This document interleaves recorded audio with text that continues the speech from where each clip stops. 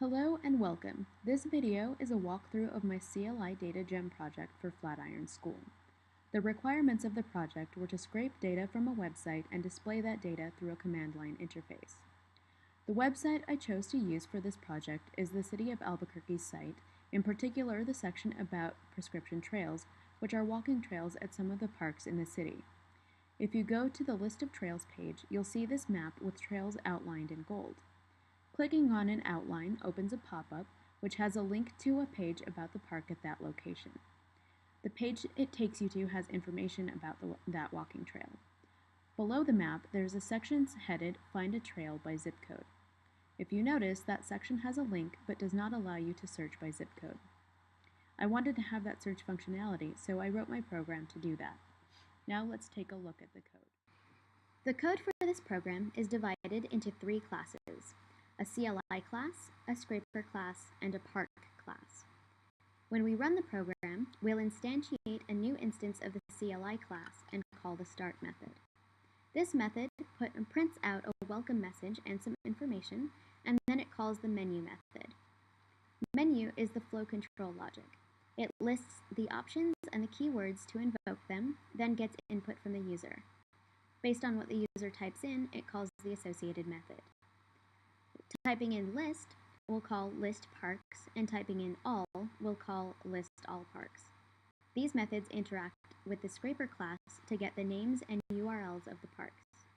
The scraper class in turn interacts with the park class to create objects for each park.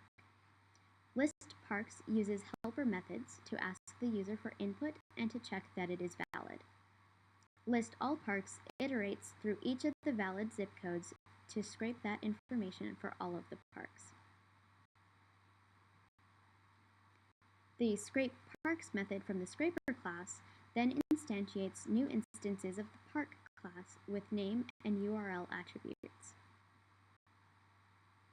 These instances are stored in an array of all parks objects which the CLI class methods can use. Now let's see this code in action. From the program's directory, we start by running the command ruby bin/brookietrails. Our first output is a welcome message, instructions with our menu option keywords, and a prompt for input asking what we would like to do. I want to look up a park by zip code first, so I'll type in list, and the program asks us for a zip code. I know which area of the city I want to visit today, so I'll type in a valid zip code, 87106. The program then gives us a numbered list of the parks in that zip code and displays the menu options again.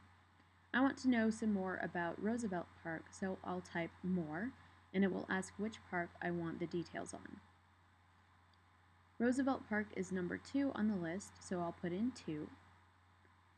And we get some information with a description and cross streets. We also have our menu option listed again, so we can search again if we want. Let's say at this point I realize it's later than I thought and I want to go to a park closer to where I am right now, so I'll search again. I type list again.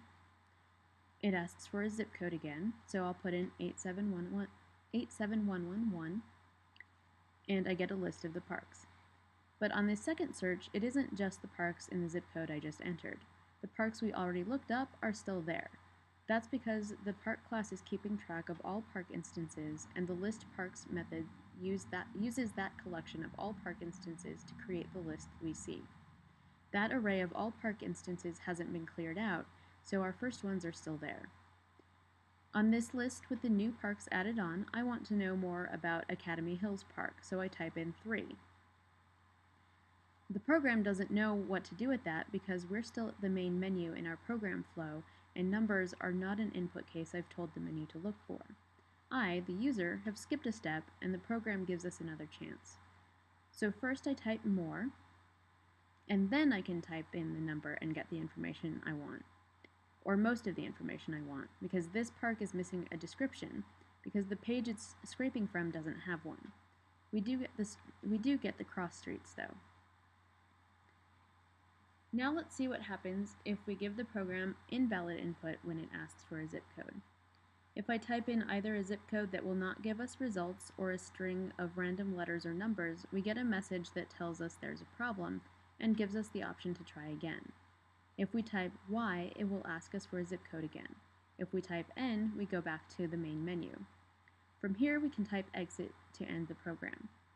And there's a small bug in the program that requires that we type exit multiple times if we've given the program invalid input, one extra time for each failed input attempt. I could fix that in an update to the program and maybe add some functionality, like selecting a random park or the ability to open a parks page in the browser. But for now, this is the basic functionality of my CLI program. Thanks for watching.